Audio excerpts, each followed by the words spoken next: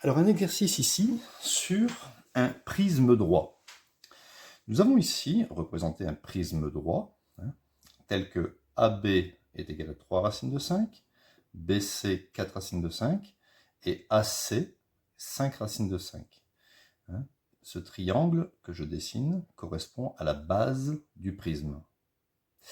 Ce triangle aura exactement la même aire que cette base-là. Et ici, j'ai représenté la hauteur du prisme, 8. Dans une première question, on nous demande le triangle ABC est-il rectangle? Et dans une deuxième question, calculer le volume du prisme. Si on me pose cette première question, c'est que forcément ça doit avoir une incidence aussi sur la deuxième. Il faut faire attention. Alors on repère ici le triangle. Donc là c'est assez classique pour la première question. On a ici la mesure des trois côtés. Donc on va prendre le côté le plus long. On travaille dans le triangle ABC. Donc d'une part, je calcule AC au carré.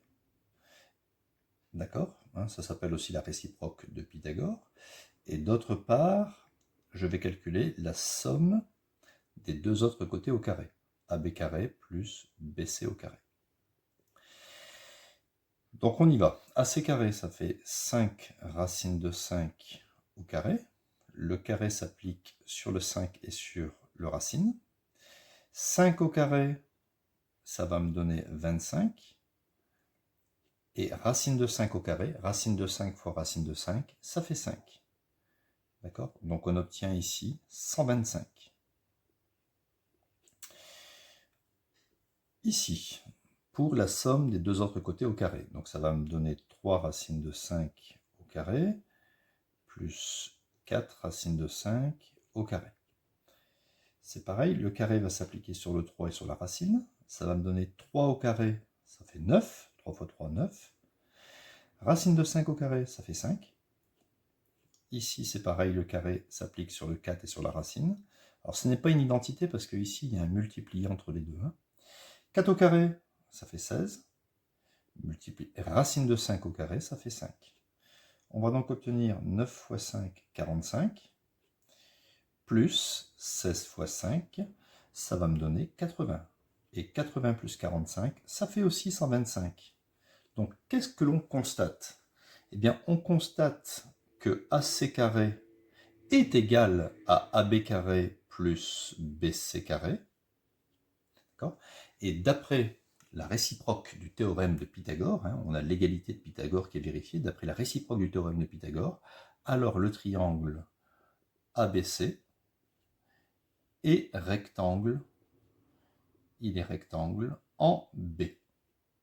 Et à ce moment-là, on peut compléter ici la figure et mettre un angle droit. Donc, vous voyez, c'est assez classique, donc c'est une réciproque de Pythagore avec des racines carrées. Alors pour la deuxième question maintenant, calculer le volume du prisme. Il faut connaître la formule. Le volume du prisme, ça sera simplement ici, du prisme droit, ça sera l'aire de la base, c'est-à-dire l'aire du triangle ABC, multiplié par la hauteur du prisme. Alors, l'aire du triangle ABC, l'aire d'un triangle rectangle, on peut dire que c'est base fois hauteur divisé par 2. Confondez pas la base du triangle avec la base du prisme, c'est pas pareil. Donc l'aire du triangle, c'est la base du triangle, AB, fois la hauteur du triangle relative à cette base, BC, divisé par 2. Et la hauteur, ça sera FC, ou bien EB, ou bien AD, tout ça c'est pareil. On va mettre FC. On obtient AB, ça fait 3 racines de 5, multiplié par BC, 4 racines de 5, divisé par 2, et le tout multiplié par 8. On va donc obtenir, alors, 3 fois 4 fois 8. 3 fois 4, ça fait 12. 12 fois 8, ça va me donner exactement 96.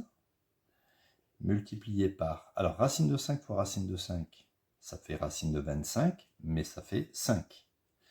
divisé par 2. Tiens, 96 divisé par 2, éventuellement, ça fait 48. 48 fois 5.